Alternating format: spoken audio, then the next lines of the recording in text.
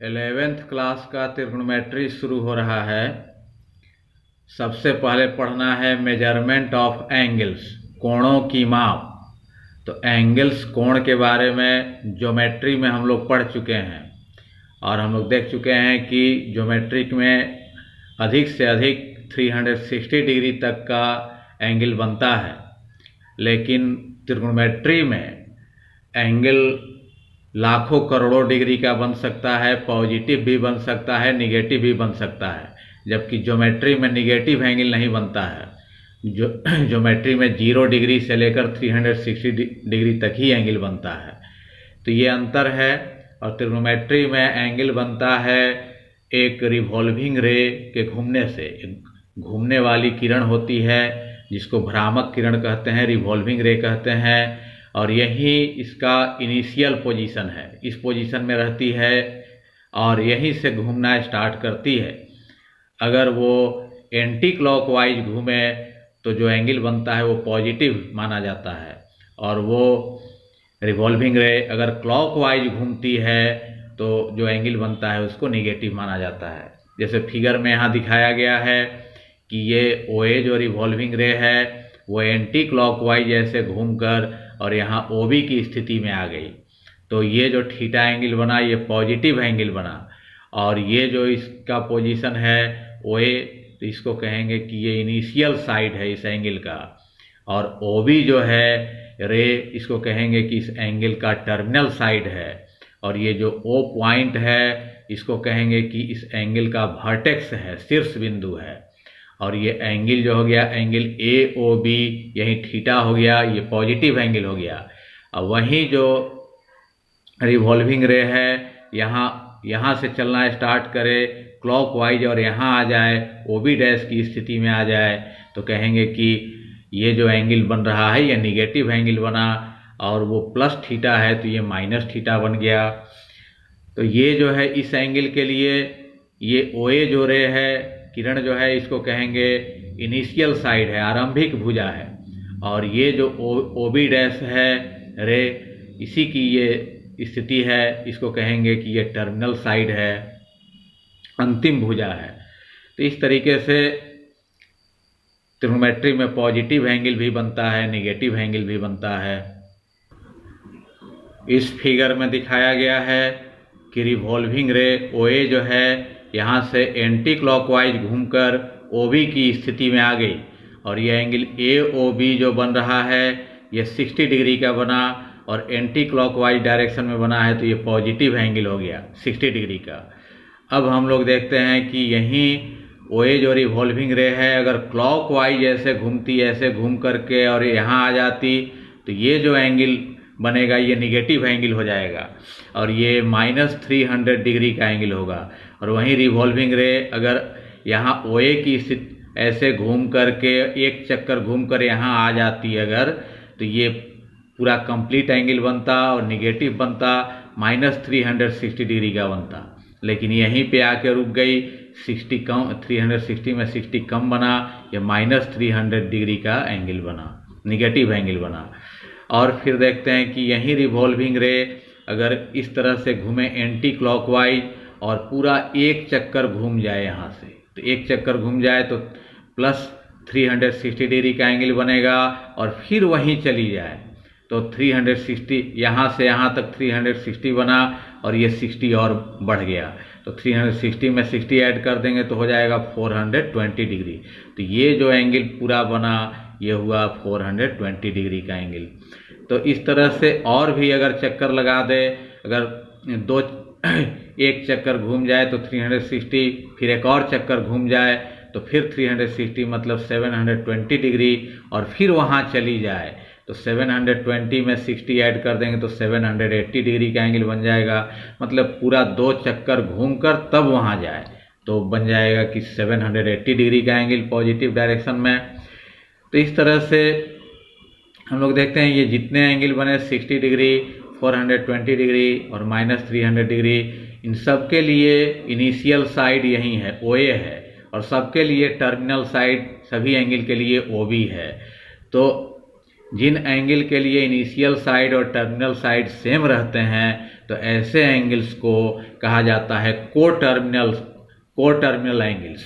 यहाँ लिखा हुआ है कोटर्मिनल एंगल्स, इनको कहा जाता है। तो कहेंगे कि ये सब कोटर्मिनल एंगल्स हैं। ये सब जो है 420 डिग्री माइनस 300 डिग्री, ये 60 डिग्री के ही कोटर्मिनल एंगल्स हैं।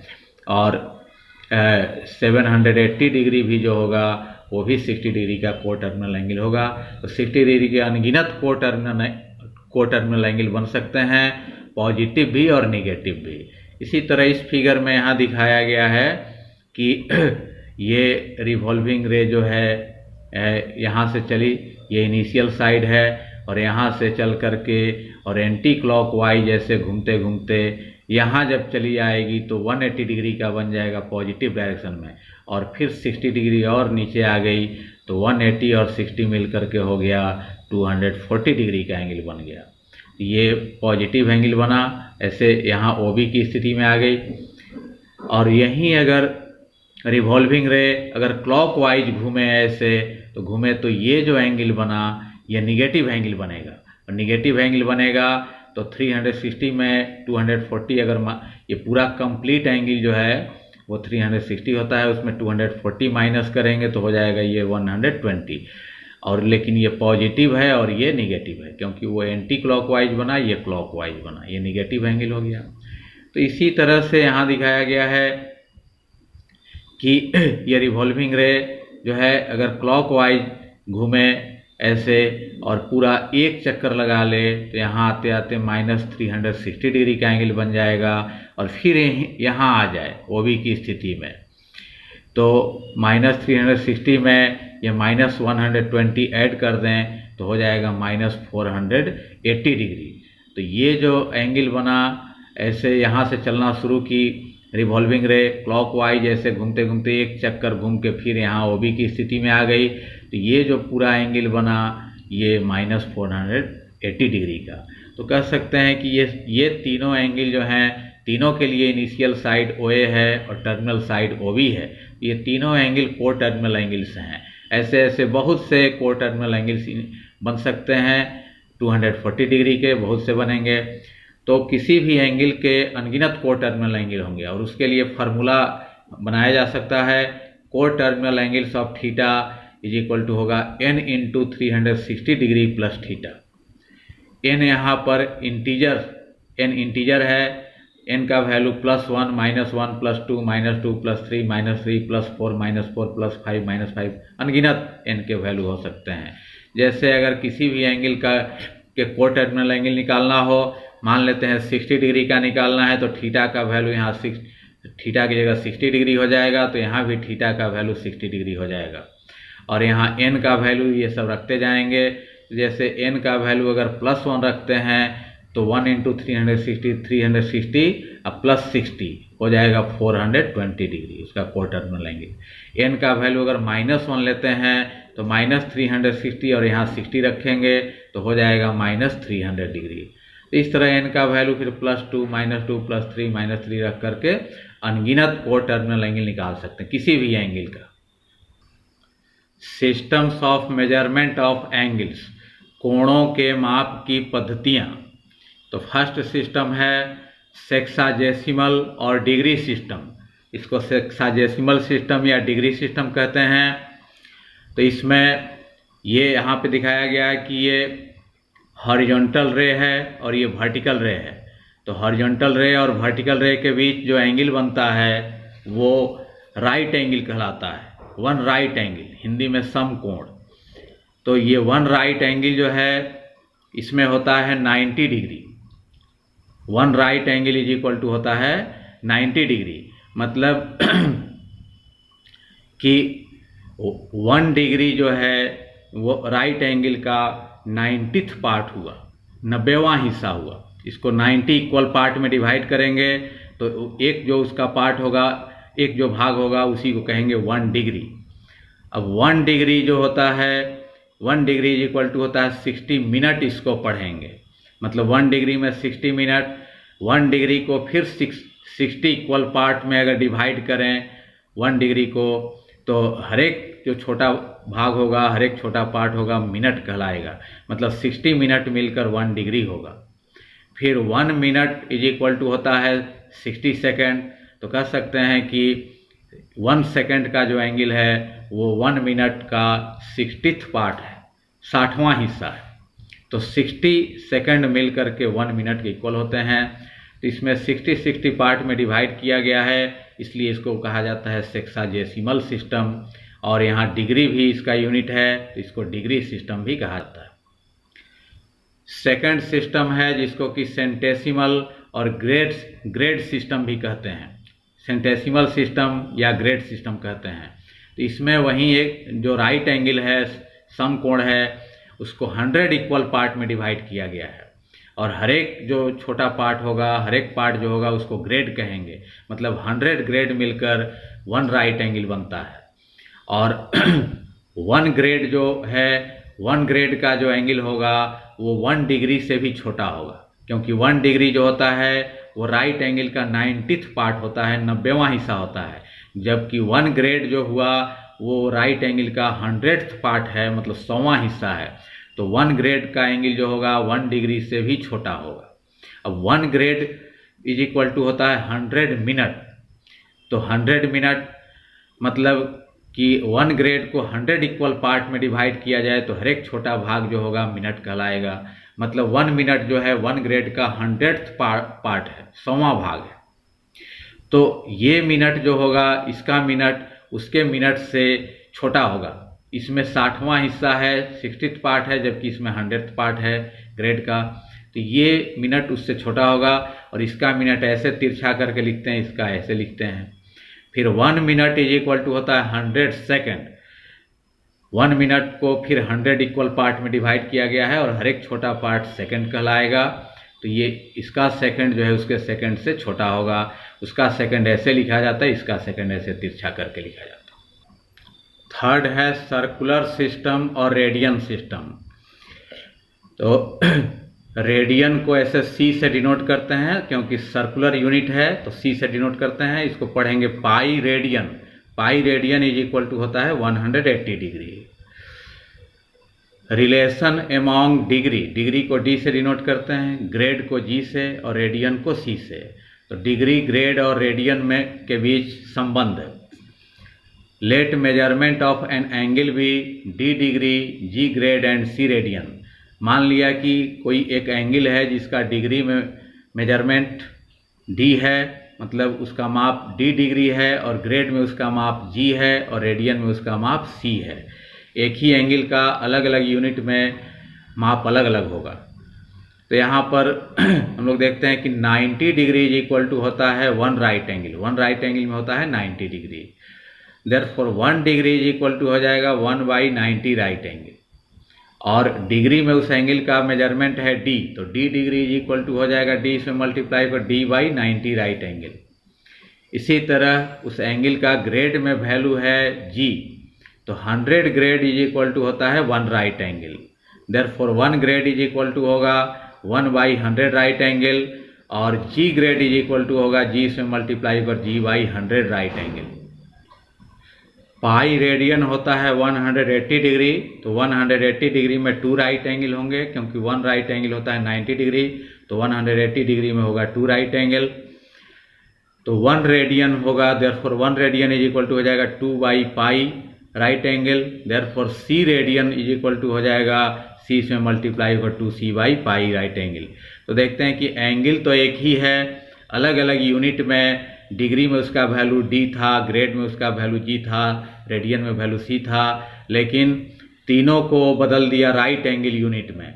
तो राइट एंगल में बदल कर हो गया d/90, यहाँ राइट एंगल में बदल के हो गया g/100, और यहाँ राइट एंगल में बदल के हो गया 2c/पाई राइट एंगल। तो जब एक यूनिट में बदल गया और एंगल भी एक ही है, तो ये तीनों वैल्यू इक्वल होना चाहिए। तो वहीं लिखा गया कि now d/90 is equal to g/100 is equal to 2c/पाई। रिक्वायर्ड रिलेशन, यही अभिष्ट संबंध है जो हमें ज्ञात करना था। तो ये d डिग्री हो गया, g ग्रेड हो गया, c रेडियन हो गया, इन तीनों के बीच यही रिलेशन होता है, फार्मूला होता है। तो यहाँ डिग्री और रेडियन ये दो अधिक प्रचलित हैं, ग्रेड अब बहुत कम प्रचलित है। तो अगर डिग्री को डिग्री और रेडियन में रिलेशन लाना है, ये 90 जो इधर डिवाइड है इधर आके मल्टीप्लाई हो जाएगा, तो 2 में मल्टीप्लाई होकर 180/पाई हो जाएगा। तो लिख सकते हैं D = C को आगे लिख दिया, C इंटू 92 में मल्टीप्लाई कर 180/पाई। तो ये फार्मूला बन गया। C मतलब रेडियन को अगर डिग्री में बदलना हो तो रेडियन में 180/पाई से डायरेक्ट मल्टीप्लाई कर देंगे तो वह डिग्री में बदल जाएगा। अब यही जो है 180/पाई इधर चला जाएगा तो पाई ऊपर और 180 नीचे हो जाएगा। तो यहाँ पर C = फार्मूला हो जाएगा D × π/180, मतलब डिग्री को अगर रेडियन में बदलना हो तो उसमें डायरेक्ट π/180 से मल्टीप्लाई कर देंगे तो रेडियन में बदल जाएगा। थ्योरम है, in a circle of radius r, if an arc of length L subtends an angle theta at the center, then theta = L/r radian. मतलब एक सर्किल में जिसका रेडियस r हो, if an arc of length L, यदि उसके एक arc चाप की लंबाई L हो, subtend and angle theta at the centre, मतलब वह आर्क जो है वो सेंटर पर थीटा एंगल बनाता हो, तो थीटा = होता है L/r रेडियन। तो L यहाँ हो गया लेंथ ऑफ आर्क, चाप की लंबाई, R हो गया रेडियस, त्रिज्या। तो इससे जो लेंथ ऑफ आर्क में रेडियस से डिवाइड करने से जो एंगल निकलता है थीटा, वो रेडियन में निकलता है। इसको प्रूव किया गया है यहाँ पर, यहाँ दिखाया गया फिगर में।